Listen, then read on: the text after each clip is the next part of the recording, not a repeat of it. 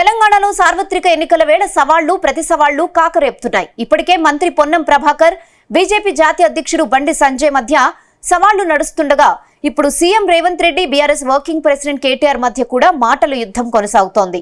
ఒక్క సీటైనా గెలుచుకో అంటూ ముఖ్యమంత్రి రేవంత్ రెడ్డి సవాల్కు మాజీ మంత్రి కేటీఆర్ ప్రతి సవాల్ విసిరారు. సేఫ్ గేమ్ వద్దు, దమ్ముంటే నేరుగా తేల్చుకుందామంటూ ఛాలెంజ్ చేశారు. అధికార కాంగ్రెస్, విపక్ష బీఆర్ఎస్ నేతల మధ్య మాటల యుద్ధం ఎక్కడికి దారి తీస్తుందోనన్న ఆందోళనలు వ్యక్తమవుతున్నాయి.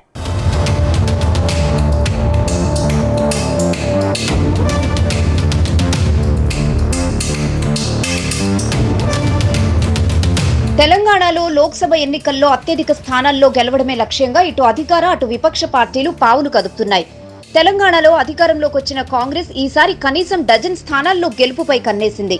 అటు బీజేపీ 10 స్థానాలనైనా గెలుచుకోవాలని వ్యూహరచన చేస్తోంది.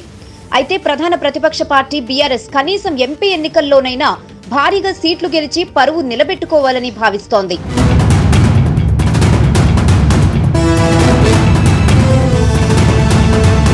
ఎన్నికల షెడ్యూల్ విడుదల కంటే ముందే తెలంగాణలో ఎలక్షన్ హీట్ రాజుకుంది. నేతల మధ్య సవాళ్లు ప్రతి సవాళ్లతో మాటలు మంటలు పుట్టిస్తున్నాయి. మొన్న అచ్చంపేటలో కేటీఆర్ చేసిన వ్యాఖ్యలపై చేవెళ్ల సభలో ఘాటుగా స్పందించారు CM Revanth Reddy. BRS working president KTR కు ఓపెన్ ఛాలెంజ్ చేశారు సీఎం రేవంత్ రెడ్డి. మగాడివైతే ఒక్క ఎంపీ సీటైనా గెలిపించుకోవాలని సవాల్ చేశారు. జనాలు బండకేసి కొట్టినా తండ్రి కొడుకులకు బుద్ధి రాలేదని రేవంత్ రెడ్డి ఎద్దేవా చేశారు. కాంగ్రెస్ ప్రభుత్వం కూలిపోతుందని, పిచ్చి కూతలు కూస్తే తరిమి కొడతామని హెచ్చరించారు. 3 నెలలు 6 నెలలు ఈ ప్రభుత్వం ఉండదు అని గ్రామాలకు వచ్చే మా కార్యకర్తలు వాళ్ళని పట్టుకొని యాప చెట్టు కట్టేసి లాగుల తొండలిడ్చి కొడతారని చెప్పి నేను ఈ సందర్భంగా చెప్పదలుచుకున్నా.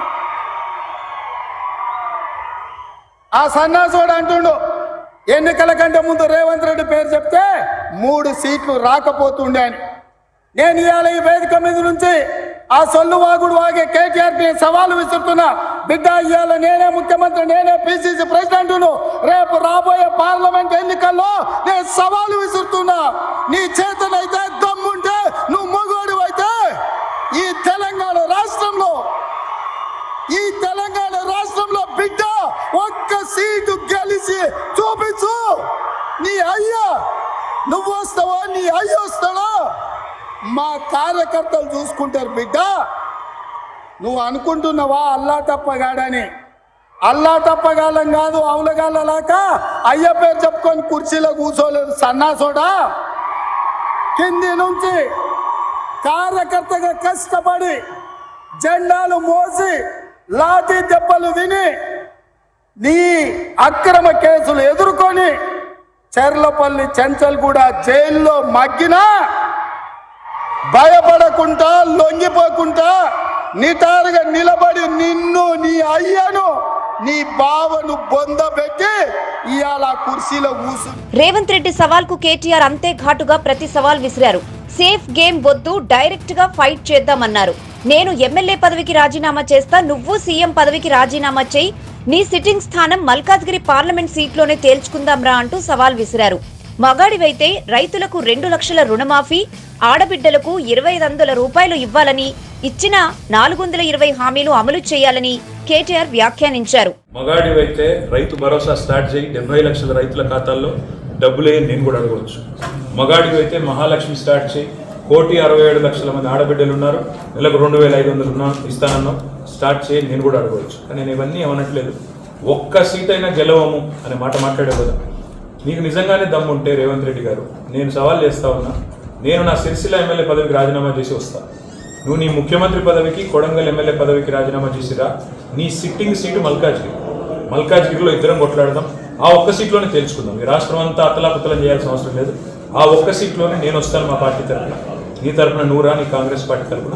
అక్కడ తప్పకుండా తేల్చుకుందాం. ఎందుకంటే ఒక్క సీటు గెలవను అని మాట్లాడుతున్నాం. మరి నీ మల్కాజ్గిరి పార్లమెంట్ సీట్లో అసలు ఎన్ని ఎమ్మెల్యేలు గెలిచింది కాంగ్రెస్ పార్టీ? గుండుస్తున్నా. ఎంతమంది కార్పొరేటర్లు గెలిచారు నీ మల్కాజ్గిరి పార్లమెంట్ పరిధిలో? కాబట్టి గెలుపు ఓటములు అనే వాటిని పట్టుకొని, దాన్ని ఎక్కువగా ఊహించుకొని, తన శక్తి సామర్థ్యాలు తాను ఎక్కువగా ఊహించుకొని ఇవాళ మాట్లాడుతున్న రేవంత్ రెడ్డి గారికి రాజకీయాల్లో గెలుపోటములు సహజమని అన్నారు.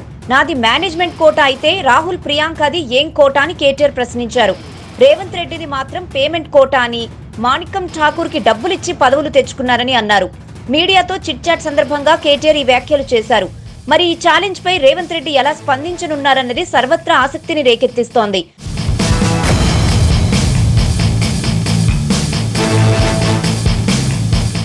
ఒకవైపు కాంగ్రెస్ బీఆర్ఎస్ మధ్య మాటల యుద్ధం కొనసాగుతుంటే మరోపక్క బీజేపీ ఎంపీ లక్ష్మణ్ చేసిన వ్యాఖ్యలు కాకరేపుతున్నాయి. పార్లమెంట్ ఎన్నికల తర్వాత తెలంగాణలో ఏం జరుగుతుందో చూడండని ఆసక్తికర వ్యాఖ్యలు చేశారు. హిమాచల్ ప్రదేశ్ పరిస్థితి ఇక్కడ రాదని చెప్పలేమన్నారు. తెలంగాణలో కాంగ్రెస్ కు 64 సీట్లే ఉన్నాయని, తెలంగాణ మరో కర్ణాటక అవుతుందో హిమాచల్ అవుతుందోనని కీలక వ్యాఖ్యలు చేశారు. కాంగ్రెస్ పార్టీ పరిస్థితి కుర్చీలో పడ్డ ఇలక మాదిరిగా మారింది. ఇంకా రేవంత్ రెడ్డి పరిస్థితి రేపు రాబో రోజుల్లో మరి ఇంకా దారుణంగా. ఇవాళ ఒక మంత్రి ఆవేదన వ్యక్తం చేస్తున్నట్టే రేపు ఆ పరిస్థితి తెలంగాణలో రాదనే దానికి ఏమాత్రం కూడా మరి అనుమానం ఉండాల్సిన అవసరం లేదు. తీవ్ర ఆవేదన వ్యక్తం చేశాడు. మీరు ఒకసారి చూడండి ఆ వీడియో. సంవత్సరంన్నర కాలేదు, ఎవరో కాదు, ఆయన వీరభద్ర సింగ్ అంతకుముందు ముఖ్యమంత్రి కొడుకు, ఇప్పుడు ప్రస్తుతం మంత్రి. ఆయన తల్లి పిసిసి అధ్యక్షురాలు. ఇది కాంగ్రెస్ దుస్థితి. నిన్న 9 మంది కాంగ్రెస్ కు తిరగబడి వ్యతిరేకంగా ఓటేశారు.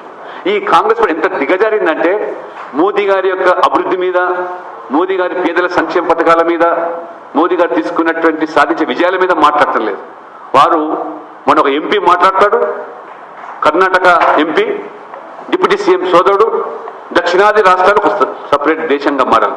అంటే ఇంత స్థాయికి దిగజారితే కూడా వాళ్ళు సోనియా గాంధీ, మల్లికార్జున ఖర్గే వారి మీద చర్యలు పూనుకోవటం అంటే దేశాన్ని విడదీసేటువంటి కుట్రలు. మొత్తం మీద తెలంగాణలో సార్వత్రిక ఎన్నికల వేళ రాజకీయం రసవత్తరంగా మారుతోంది. అధికార ప్రతిపక్ష నేతల మధ్య మాటల తూటాలు పేలటమే కాదు, సవాళ్లు ప్రతి సవాళ్ల పర్వం మంచి రంజు మీదుంది.